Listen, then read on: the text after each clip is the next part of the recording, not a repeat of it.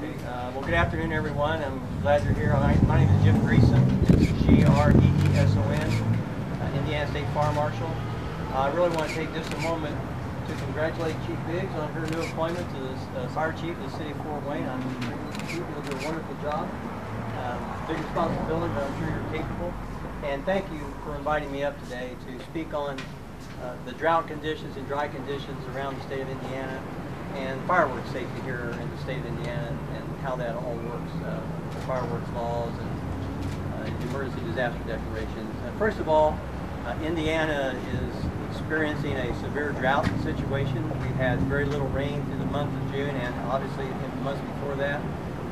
2011 was a record year as far as precipitation around the state, and 2012 looks like it may be as significant as 1934 in some areas of the state for drought conditions. We have tender dry conditions around the state of Indiana. The moisture content of standing forestry and down lumber in the state of Indiana is about 2 or 3% below what kiln dry lumber normally is, which is about a 13% moisture content. So we're down around that 10, 11, 12% of moisture content in the dryness of down lumber and standing timber. In addition to that, the prairie lands or the dry grasses in the state of Indiana also are tender dry. At this point in the state, any cigarette that's tossed out a window has over a 90% chance at starting a fire. So 90 of the 100 cigarettes tossed out a window start a fire. So the fire conditions, the dry conditions add to that risk, they add to the danger.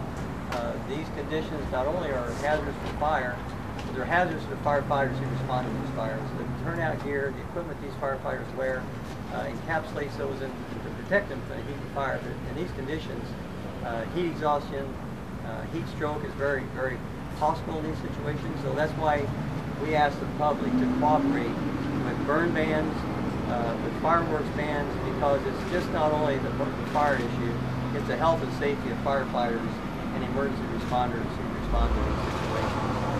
A little bit about fireworks and fireworks safety. There are three laws that actually regulate fireworks in addition to the fire code. There is a law, the Indiana Code 11-22, that deals specifically with the sale of fireworks and how fireworks or consumer fireworks are handled by citizens. There is a provision in that law that says that a local ordinance cannot restrict the use of fireworks from June 29th to July 8th. However, that is an ordinance, that's a local ordinance. Indiana Code 10-14-3-29 is the emergency disaster declaration.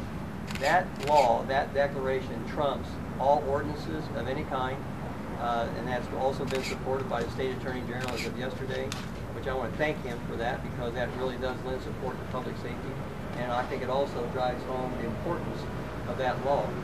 That law is the same law that's used in winter with those blizzards on the road to keep travel restricted and those types of emergencies. So that law trumps any ordinance, and Allen County, my understanding, has used that law to not only restrict the use of open burning, but to restrict the use of consumer fireworks. I'm going to let the local officials talk to that more in a minute. And that is a local decision.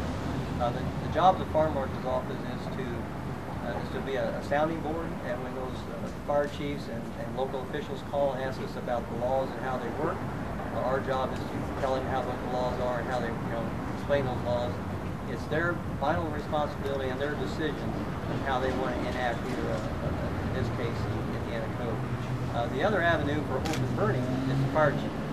The fire chief, through the Fire Code Chapter 307.1.1, gives the fire chief the ability to restrict open burning in his or her jurisdiction.